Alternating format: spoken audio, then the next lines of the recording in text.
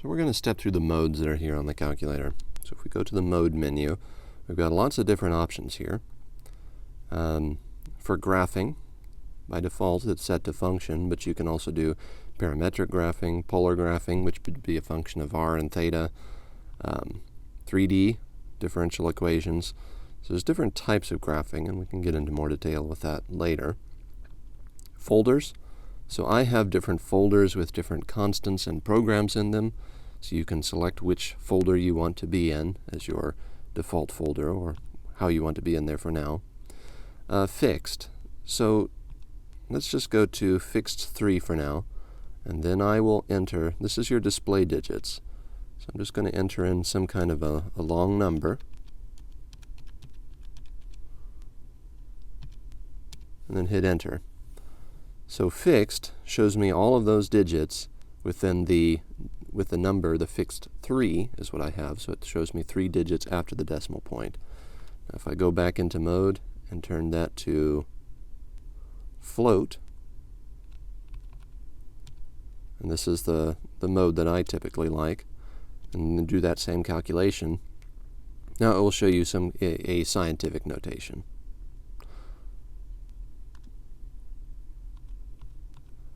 You can change your angles from degrees, radians, gradients.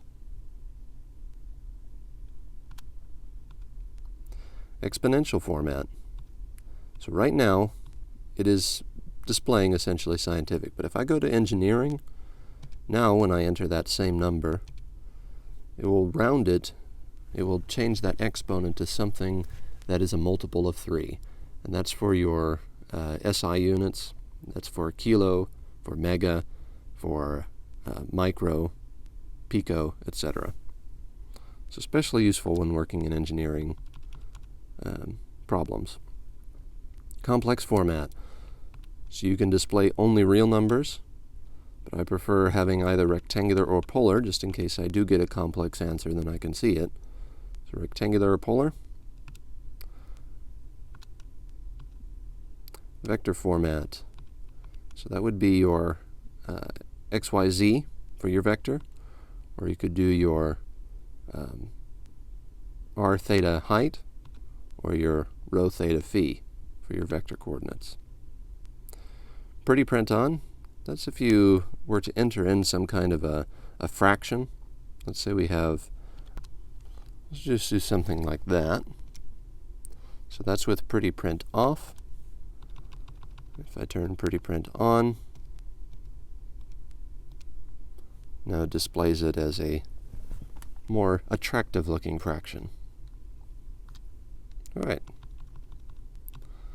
After this, we have split screen. So we can choose to split the screen between 2 different displays. So we could have our calculations over here, and then with this character over here, we can swap between those screens. So we could look at our graph, we could zoom in to whatever we've plotted, and then swap back and forth between this window here and that window there.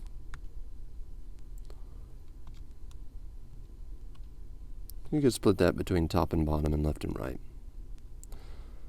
Split app 1, so you could have these default to whichever window you want that split screen to be. Let me go back to a split screen. And now your split screen 2, again, you set that to whatever you want it to be as a default. Alright, so exact approximate. Right now I have it set to auto. So if I do something like 3 divided by 2, I get a fraction. If I did 3.0 divided by 2, I've got that decimal in there, so it will give me an approximate answer. If I have it set to, let's go here, to exact mode, then it will always try to give me a fraction. So let's try that. It gave me a fraction even though I had the decimal point in there. If I have it set to approximate mode, then it will always try to give me an approximation. Now one thing to note is that when you are in auto mode, so you have 3 halves here, 3 divided by 2, you can always give an approximate answer if you do the green shift and then that approximate sign. So you can still get an approximate or a decimal answer if you want to do it that way, even if you are in auto mode. So I like auto mode. Base, you can switch that from decimal to hexadecimal or binary. So if I were to go into binary mode,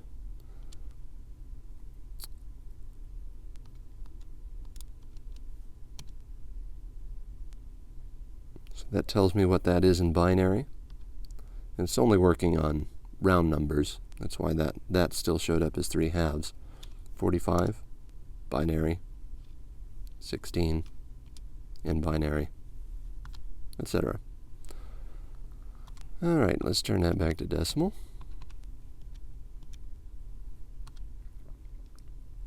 Go to the third page of options here. You can scroll up and down in the options or skip to pages by using those function buttons.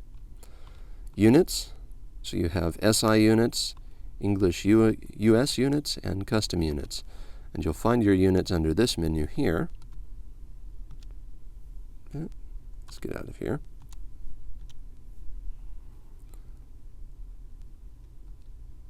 So here's your constants, length, area, volume, etc. All right. And then you can set your own custom units as well. But English, scientific, or SI. And the only language I've currently got loaded here is English, but presumably if you had other English packs, you could go ahead and switch between that. And the apps desktop. So when you first turn on this calculator, by default, the apps desktop is on. Let's just see what that looks like. The calculator boots up, and then you've got a list of different apps that you can go to. Usually I always go to home because that's what I'm interested in, and then I'll just go to whatever, my Y editor or my graph, if that's what I'm going to be doing. But home is where I do most of my stuff, as I think most people do. So I just go ahead and turn that apps desktop off. And now, when I boot the calculator, it's much faster, and I'm at the home screen. So this is an overview of all the modes, the settings that you can default your calculator to, and I hope that's helpful.